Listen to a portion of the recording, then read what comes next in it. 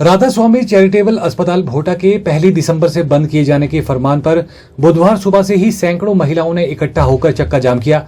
हालांकि सुबह के समय पुलिस के जवान भारी संख्या में तैनात होने के चलते महिलाएं सड़क पर नहीं बैठ सकी, लेकिन फिर भी महिलाओं ने सड़क पर बैठकर चक्का जाम किया और चैरिटेबल अस्पताल भोटा को बंद न करने की सरकार से गुहार लगाई। वहीं इस दौरान विधायक बड़सर, इंद्रदत्त लखनपाल, विधायक आशीष शर्मा और विधायक रणधीर शर्मा ने भी आकर महिलाओं से बातचीत की और मसले को लेकर सरकार से बात करने का आश्वासन दिया। गौरतलब है कि भोटा चैरिटेबल अस्पताल पिछले 24 सालों से चला हुआ है और इसके दायरे में 25 ग्राम पंचायतों के लोग सस्ता इलाज करवाने के लिए पहुंचते हैं, लेकिन अब 1 दिसंबर से अस्पताल के बंद करने के नोटिस लगाए जाने से लोग भड़क गए हैं।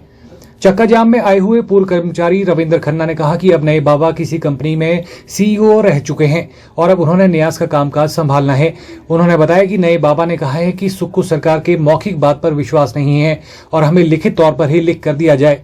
यहाँ पे ऐसे ही धरना दिया था, तो परसों का धरना जो है एसडीएम साहब के आश्वासन के बाद हमने इस शर्त पे हटा दिया कि 1 दिन का टाइम दो, 5 बजे तक हम गवर्नमेंट से बात करते हैं। तो मुझे लगता है कि माननीय मुख्यमंत्री जी आजकल दिल्ली गए हुए हैं, शायद किसी कारणवश ये 2 लाइनें लिख के नहीं पहुंची।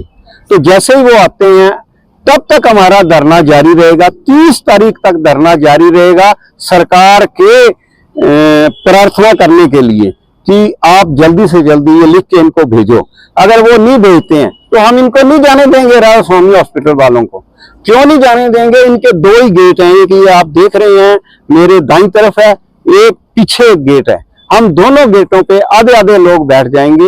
ये लोग गाड़ियां भर के कैसे ले जाएंगे, अपने एम्प्लॉइज को कैसे ले जाएंगे, उनके सामान को कैसे ले जाएंगे, ये संभव नहीं है। उसके बाद फिर बाबा जी से हमारी बात चलेगी कि आप तो देव पुरुष हैं, ये जो हॉस्पिटल चलता है चैरिटी पे चलता है, लोगों के दान पे चलता है, तो आप जो है लोगों की सुविधा के लिए जहां भी इस हॉस्पिटल को ले जाओगे वहां लोगों को सुविधा दोगे, तो हमारा क्या कसूर है इसमें? तो हम लोगों को भी ये सुविधा दी जाए। मेन बाबा जी हैं, वो प्रवचन भी करते हैं और नामदान भी बख्शते हैं, लेकिन जो नए बाबा जी आए जो अल्टीमेटली इस गुरु गद्दी को संभालेंगे, वो किसी कंपनी में सीईओ थे और उनको एडमिनिस्ट्रेशन का पूरा नॉलेज है और वो ये चाहते हैं कि जब तक लिखित आश्वासन ना दिया जाए, ठीक है जी, जब तक लिखित आश्वासन ना दिया जाए तब तक हम ये बोर्ड नहीं हटाएंगे और जो हमारे यहाँ पे कार्यरत एम्प्लॉइज हैं उनको हम यहाँ से शिफ्ट करेंगे ही करेंगे। तो अंदर से लगाया उन्होंने, सरकार तो 1 घंटे में फैसला दे सकती है, सरकार क्यों नहीं कर सकती है? सरकार तो सब कुछ कर सकती है, 1 घंटे में फैसला दे सकती है सरकार, क्यों नहीं दे रही है? सरकार ने नहीं बोला है बंद करने को अंदर के अंदर तो हमारा राधा स्वामी कह रहे हैं, उसके लिए हम बंद कर रहे हैं। राधा स्वामी कह रहे हैं कि सरकार आज भी टैक्स मांग रही है, पीछे भी टैक्स मांग रही थी, इसके आगे भी टैक्स मांगेगी, क्योंकि वो टैक्स मांगने से नहीं हटेगी। हमें एक ही साधन है कि इसको बंद कर दो। तब हमारे राधा स्वामी कह रहे हैं कि इसको बंद कर दो ताकि सरकार टैक्स न मांगे। वो टैक्स किस चीज का ले रही है? जब इधर सारा पैसा संगत का लग रहा है तो दवाइयाँ चली हुई है, फ्री ट्रीटमेंट है, हमने कोई सरकार का पैसा लगा इधर। वहीं विधायक बड़सर, इंद्रदत्त लखनपाल, विधायक आशीष शर्मा और विधायक रणधीर शर्मा ने कहा कि भोटा चैरिटेबल अस्पताल को बंद करने के चलते लोग अब सड़कों पर उतरे हैं और मुख्यमंत्री सुक्खू को चाहिए कि चैरिटेबल अस्पताल के लिए जमीन के विवाद को सुलझाने के लिए जल्द से जल्द काम किया जाए ताकि लोगों की समस्याओं का हल हो सके। यहाँ पे एडमिनिस्ट्रेटर हैं, उनसे हमारी बातचीत हुई है, वो भी यही कह रहे हैं कि बाबा जी के सख्त आदेश है कि अगर सरकार इसी प्रकार से ढिलमुल रवैया बनाए रखेगी तो हम इसको बंद कर देंगे और 30 तारीख को ये बंद हो ही जाएगा अगर सरकार इसमें फैसला नहीं लेती है।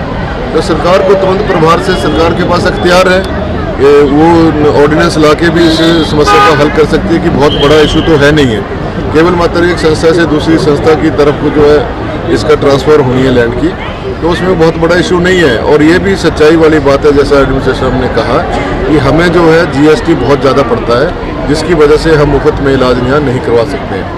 और जो इन्होंने अपग्रेड करना है हॉस्पिटल को, अपग्रेड होने से यहाँ पे और मरीजों को लाभ मिलेगा, जनता को लाभ मिलेगा, उसके बारे में संस्था जो है उसको ट्रांसफ़र करना चाहती है।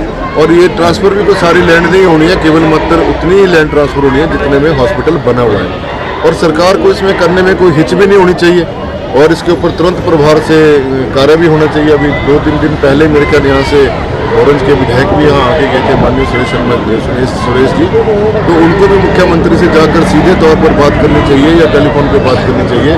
केवल मात्र 3 दिन का समय बचा है और मुख्यमंत्री को भी तुरंत प्रभाव से एक टेलीफोन भी अगर वो डेरा ब्यास जी को कर ले और उनको आश्वस्त कर दें कि आप इसके इतना बड़ा कदम ना उठाएं, हम इसके ऊपर जल्द ही फैसला लेने जा रहे हैं, तो तब भी ये रुक सकता है काम। इतनी 2-4 बातें करने की हैं जो अगर मुख्यमंत्री स्वयं भी कर सकते हैं। देखिए, भारतीय जनता पार्टी इस मांग का पूर्ण रूप से समर्थन करती है और भारतीय जनता पार्टी जो यहाँ की जनता की मांग है और जो हॉस्पिटल प्रबंधक की मांग है उसका पूर्ण रूप से समर्थन करती है।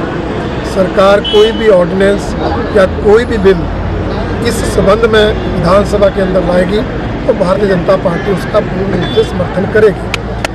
परंतु मेरा आग्रह ये है कि ये जो नौबत जनता को सड़कों पर आने की है वो नौबत नहीं आनी चाहिए थी।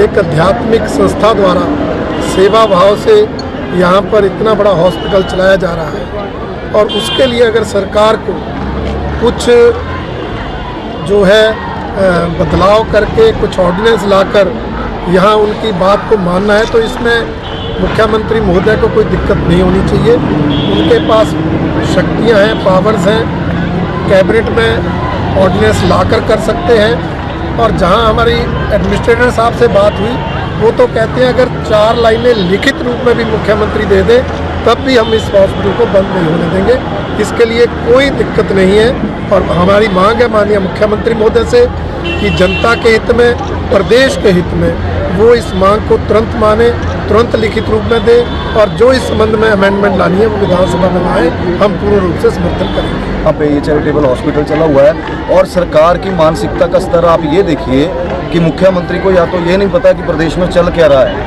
और अपने ज़िले का नहीं पता है कि अपने ज़िले में क्या चल रहा है। ये बड़ी दुर्भाग्य की बात है। कहाँ उनका CID, कहाँ उनका ये जो उनके पुलिस विभाग या बाकी विभाग हैं जो उनको क्या बताते नहीं है कि क्या एजिटेशन वहाँ पे लोगों के बीच में चला हुआ है और उनके तक क्या ये खबरें नहीं पहुँचती हैं कि क्या चला है। और क्या ये जो संस्थान है यहाँ पे जो 24 वर्षों से लोगों की सेवाओं में लगा हुआ है, ऐसे संस्थान की ऐसी नौबत क्यों आ गई है कि यहाँ पे बोर्ड लगाना पड़ा, महाराज जी को ये आदेश देने पड़े कि 30 तारीख तक आप ये फैसला लें, नहीं तो इस हॉस्पिटल को बंद कर दिया जाएगा। और सरकार की ऐसी मंशा दिखती है कि ये सोचते हैं कि जब तक लोग सड़कों पे ना आए तब तक ये कुछ नहीं करेंगे। ये बड़ी दुर्भाग्य की बात है। इन चीज़ों के लिए मैं समझता हूँ ये नौबत ही नहीं आनी चाहिए थी। अगर जैसे कि आदरणीय रणधीर शर्मा जी ने कहा कि अगर 2 लाइनें वो लिखित रूप में इनको दे देते हैं, आश्वासन दे देते हैं कि हम आने वाले विधानसभा सत्र में जो भी ऑर्डिनेंस भी लाना पड़ेगा या कुछ भी कोई भी बिल लाना पड़ेगा उसमें उसको पारित किया जाएगा, तो भारतीय जनता पार्टी का स्टैंड जो है वो हमेशा चैरिटेबल अगर हॉस्पिटल है, ऐसी संस्थाएं हैं जो धार्मिक संस्थाएं, इनके लिए हमेशा साथ में खड़े हैं। और मेरी विनती है मीडिया के माध्यम से, कृपा करके सरकार जो है ये लोगों की हित के लिए, जो यहाँ पे इतने लोगों की OPD होती है, 800 से 1000 लोग डेली आते हैं यहाँ पे, गरीब जनता आती है, 1000 रुपये की दवाई यहाँ पे 200-300 रुपये में मिलती है। ये बात समझें कि ये गरीब आम व्यक्ति के लिए हॉस्पिटल है और कृपा करके ऐसी नौबत ना आने दें कि ये बंद हो।